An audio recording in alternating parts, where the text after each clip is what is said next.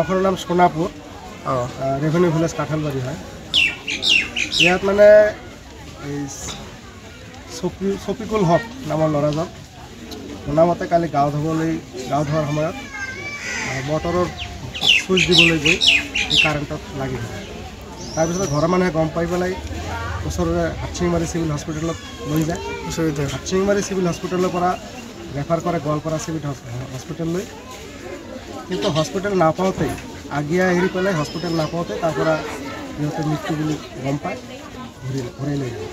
আৰু এতিয়া মানকাছাৰ থানাৰ পৰা প্ৰশাসন বিভাগে আহিছে, বাকী প্ৰচিডিঅ'ৰ যিবিলাক আছে এইবিলাক কৰি আছে পষ্টমৰ্টমৰ কাৰণে পঠাব। সৌভাগ্যজনক কথা যে ল'ৰাটোৰ আজি বৃহস্পতিবাৰ হয়, যোৱা বৃহস্পতিবাৰ দিনা তেওঁ বিয়া পাতিছে। এই এসপ্তাহৰ ভিতৰতে মানে ছোৱালীজনী বিধৱা হয়, এইটো বৰ দুৰ্ভাগ্যজনক।